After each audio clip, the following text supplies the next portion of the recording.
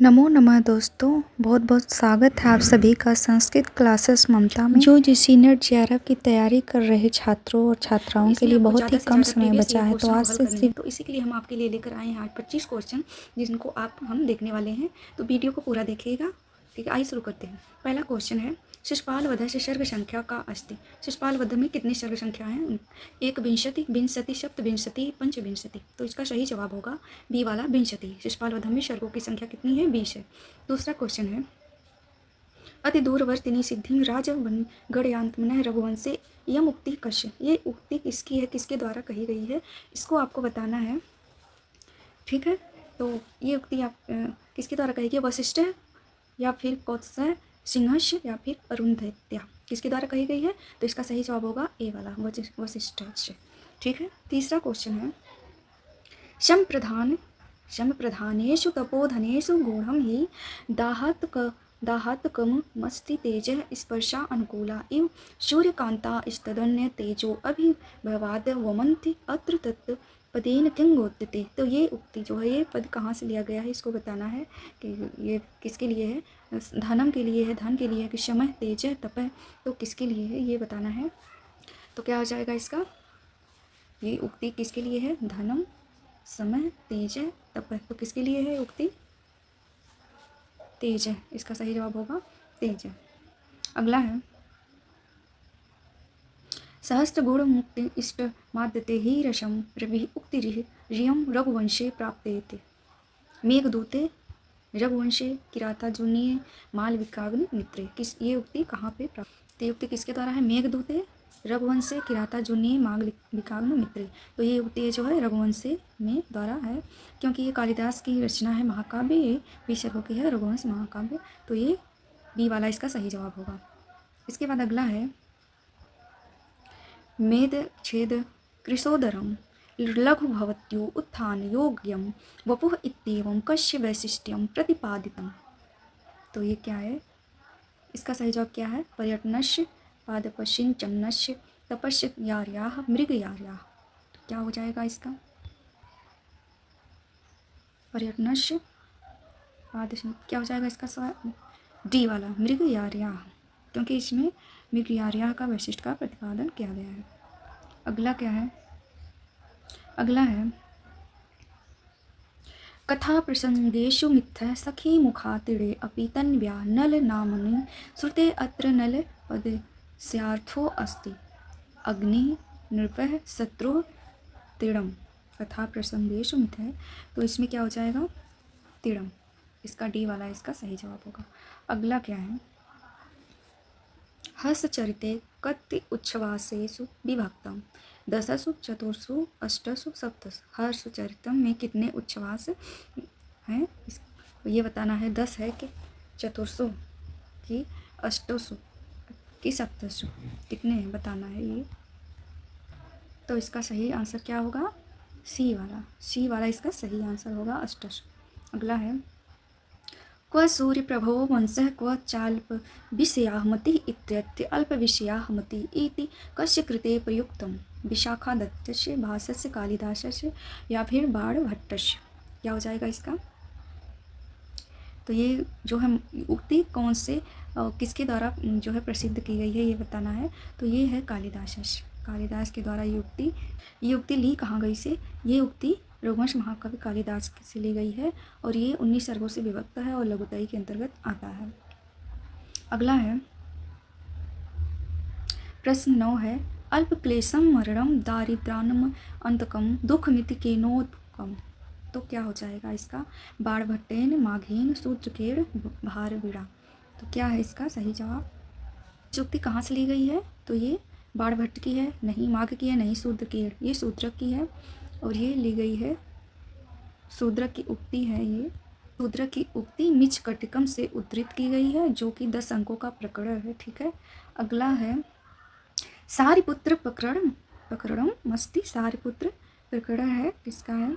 माघ प्रणीतम, श्रीहर्ष प्रणीतम, अश्वघोष प्रणीतम, बिलहर प्रणीतम। किसका है ये? सारिपुत्र प्रकरण। पूछे कि सारिपुत्र प्रकरण किसकी उक्ति है? तो किसकी रचना है? माघ की है कि श्रीहस की है कि अश्वघोष की है कि बिल्हर की है, किसकी है ये बताना है। तो ये माघ की रचना बिल्कुल नहीं है, श्रीहस की भी नहीं है, ये है किसकी, अश्वघोष की। अश्वघोष द्वारा प्रणीत है ये, क्योंकि अश्वघोष की 4 ही रचना जो है प्रमाणित कृतियाँ हैं। बुद्ध चरितम है, दूसरा सौंदर्य नंद महाकाव्य है, गांडीव वस्त्रोत्त गाथा है, और तीसरा है, चौथा है सारपुत्र प्रकरणम। ये जो है इसका है, अश्वघोष द्वारा प्रणीत है। अगला है त्रिविक्रम भट्ट प्रणीतम चंपू काव्यम मस्ति। त्रिविक्रम भट्ट द्वारा प्रणीत चंपू काव्य कौन सा है? नल चंपू है कि राज चंपू है कि रामायण चंपू है, या फिर कौन सा चंपू है? जीवनधर चंपू है। तो क्या हो जाएगा? त्रिविक्रम भट्ट द्वारा प्रणीत चंपू काव्य कौन सा है ये बताना है। तो इसका सही आंसर होगा नल चंपू, क्योंकि त्रिविक्रम भट्ट का नल चंपू ही यही सही आंसर है। अगला है मुद्रा राक्षसस्य तृतीयांकस्य नाम अस्ति। मुद्रा राक्षस के तृतीय अंक का नाम क्या है ये बताना है। तो मुद्रा प्राप्ति ये नहीं है, भूषण विक्रय प्रलोभनम कृतक कलह। तो यही इसका सही जवाब होगा, डी वाला कृतक कलह जो है इसकी रचना है, अरे तृतीय अंक का नाम है। अगला है भाषा विज्ञानेषु अनुसारेण भारोपीय परिवारस्य भाषा नास्ति। भाषा विज्ञान के अनुसार भारोपीय परिवार की भाषा नहीं है। आमिनी, मय, तोखारी, इटालिक कौन सी भाषा नहीं है? तो इसका सही जवाब होगा बी वाला मय, क्योंकि ये कोई भाषा नहीं है, और बाकी आमिनी, तोखारी, इटालिक ये है। इसके बाद है आकृत मूलक वर्गीकरणे हिंदी भाषा मन्यते। आकृत मूलक वर्गीकरणे हिंदी भाषा मन्यते प्रशिष्टम बहुमुखी, श्लिष्ट बहुमुखी, वियोगात्मिका, श्लिष्ट बहुमुखी, संयोगात्मिका, श्लिष्ट सृष्टांत मुखी। परीक्षा में पूछता है कि भाषा विज्ञान से संबंधित क्वेश्चन। आकृत मूलक वर्गीकरणे हिंदी भाषा मन्यते प्रशिष्टम बहुमुखी, श्लिष्ट बहुमुखी, वियोगात्मिका, बी वाला इसका सही आंसर है। भाषा विज्ञान से संबंधित प्रश्न भी आते हैं, तो इसको भी थोड़ा सा ध्यान दीजिएगा, एक बार इसका रिवीजन भी कर लीजिएगा। आगे चलते हैं। अगला है प्रश्न 15। अभी निहित स्वरितो भेदो अस्ति।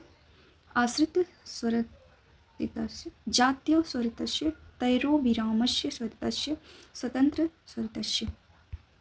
तो इसका सही जवाब क्या होगा? डी वाला इसका सही जवाब है।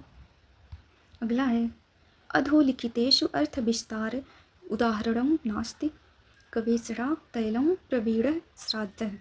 अधोलिखित में अर्थ विस्तार का उदाहरण नहीं है, कौन सा नहीं है? गवेषणा तैलम प्रवीण श्राद्ध।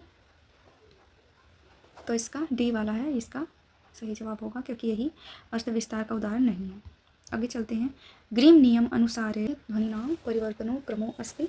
कौन सा सही होगा? तो उसको थोड़ा सा समझते हैं। भाषा विज्ञान में ऐसे बना रहता है, आप देखेंगे इस तरह से एरो निशान रहेगा, और यहाँ पे लिखा रहेगा क त क, यहाँ पे ख थ फ, यहाँ पे ग द प, फिर इसके नीचे रहेगा घ ध भ।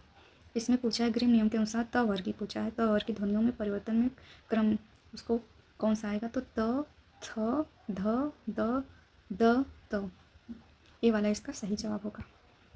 अगला है अधोलिखित किंतुम वर्ग नास्ति। कौन सा होगा इसमें? जर्मन भाषा, रूसी भाषा, फ्रेंच भाषा, ग्रीक भाषा। तो इसका हो जाएगा रूसी भाषा, बी वाला इसका सही जवाब होगा। अगला है अनुकरण सिद्धांतस्य समर्थकः मुख्यतया अस्ति। अरस्तु, लॉन्जाइनस, क्रोचे, प्लेटो। अनुकरण सिद्धांत के अनुसार समर्थक मुख्यतः कौन है ये बताना है, भाषा विज्ञान से संबंधित प्रश्न। तो इसका सही जवाब क्या होगा? अरस्तु। अनुकरण सिद्धांत समर्थक कौन है? अरस्तु है। इसके बाद है भाषाणाम शतम वर्गे सभी क्रियते लैटिन, ग्रीक, संस्कृतम, फ्रेंच। तो इसका सही जवाब होगा सी वाला संस्कृतम। भाषायाम शतम वर्गे सभिकृत संस्कृतम। अगला है काव्य मीमांसा अनुसारम काव्य कवि कतिधा भवति। काव्य मीमांसा के अनुसार काव्य कवि कतिधा भवति? त्रिधा, चतुर्धा, पंचधा, अष्टधा। तो इसका जवाब क्या होगा? त्रिधा, चतुर्धा, पंचधा, अष्टधा। तो इसका सही जवाब क्या हो जाएगा? अष्टधा, क्योंकि काव्य मीमांसा के अनुसार काव्य कवि कतिधा भवति, अष्टधा भवति। अगला है शाति शून्य पक्षो मुक्तावल्याः क उदाहृतः। व्याप्यत्व सिद्ध है, बाध, सत्व प्रतिपक्ष, अनेकांतिक है। क्या हो जाएगा?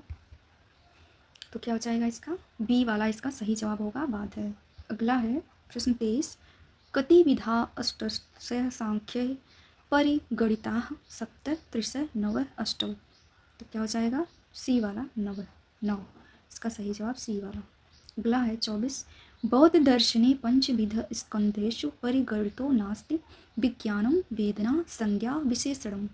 तो क्या हो जाएगा? बौद्ध दर्शन में पंचविध स्कंद में परिगणित नहीं है, कौन सा नहीं है?